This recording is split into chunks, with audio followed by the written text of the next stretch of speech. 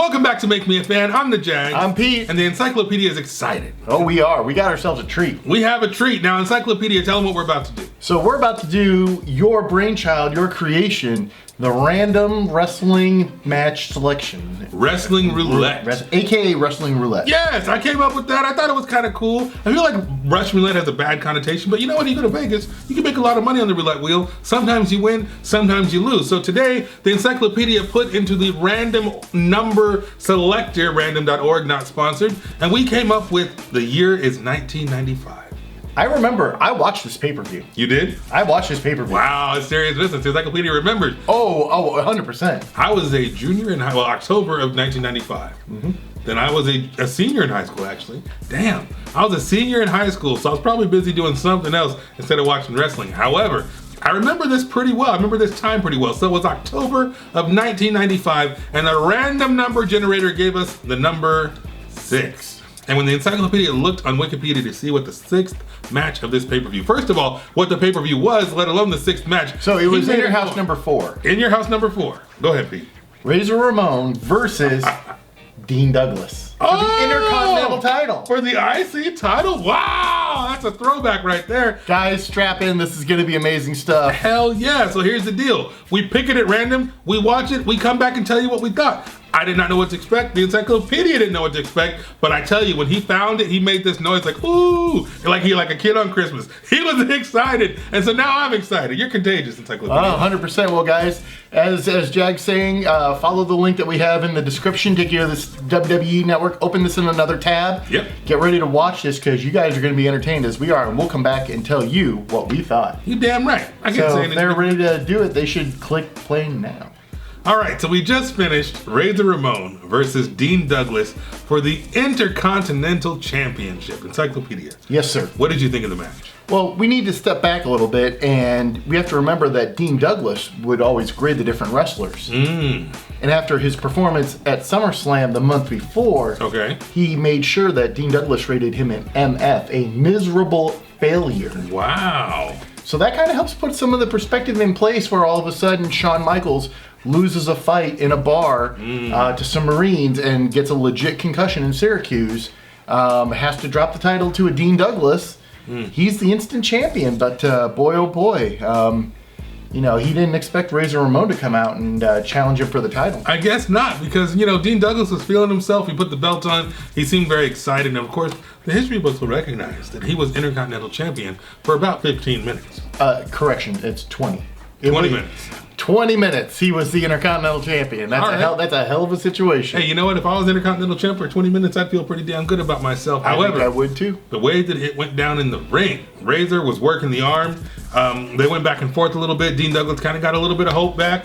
But, of course, in the end, we didn't get the Razor's edge. I was expecting the Razor's edge. Now, but it was more Scott had previously wrestled earlier in the night and lost with X-Pac 1-2-3 Kids. Yes. So, unfortunately, that may not have been in the gas tank, but it was one of those big slams, and then all of a sudden he just kind of draped his arm on Yeah, I mean, the man was legitimately tired. Okay, he'd already wrestled one match, and he's able to get Dean Douglas, who's no small man, up and slammed down to the mat. I think Dean Douglas was trying to get a rope break, but he missed the rope. His leg was outside of the ring. He thought that would be enough to make referee Tim White not count the 3. But of course, we got the 1, we got the 2, and we got the 3. So in the end, Dean Douglas turned out to not be so smart after all, huh? Yeah, well, I think he was trying to follow by the rules, and Gorilla Monsoon said that whatever the referee says is whatever goes. So that was the law of the land at the time. It was. If I didn't see it, I didn't know it, and I can't go back, and there's no take-backsies. Exactly, and Razor Ramon becomes a 4-time Intercontinental Champion. So that was after the last Wrestling Roulette, this was a nice palate cleanser, because the last one was some clown named Kozlov. At least we knew who the hell these guys were. Vladimir Kozlov. Vladimir Kozlov. Now, as a matter of fact, Mr. Dean Douglas, aka Shane Douglas, he's going to be in town in a couple of weeks. Am I right, Encyclopedia? 100%. Now, if you look behind us, of course, you can see the shrine. The shrine is a collection of Encyclopedia's amazing, some of his, not all of it, because he has a lot more than that, memorabilia and mementos from previous wrestling events. And if you're paying attention, there are a lot of signed PCW posters up there. And of course, every time PCW has a show, they tend to bring in a legend. Encyclopedia, what qualifies someone to be a legend, would you say?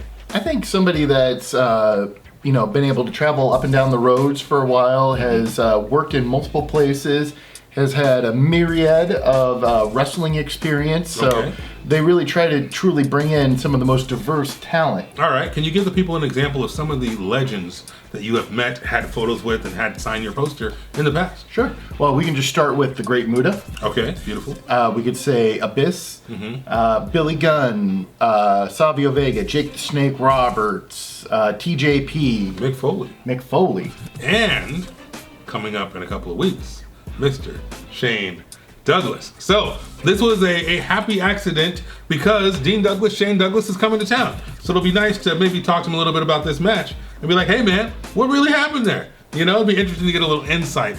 God knows if we could get an interview, that would be magical. But it certainly would. It would be nice to ask him a couple of questions, shake his hand, get a photograph, because he is truly a legend. 100%. He is also prolific and gifted. So he earned the title franchise. Very true. He is the franchise. Shane Douglas is an incredible individual, and I look forward to seeing him, and hopefully he's wrestling, isn't he? Hopefully, and then on top of it, I'd like to definitely show you some of his his ECW stuff, because his ECW stuff is phenomenal. Nice, all right. We have the promo where he wins the Eastern Championship title, actually the NWA title. He beats Scorpio, Too Cold Scorpio, nice. Throws the title down, and says, I don't want 10 pounds of gold. He threw the 10 pounds of gold down in 1993 and said that there's only one ECW World Heavyweight title, and he proclaims himself to be the ECW, the first ever.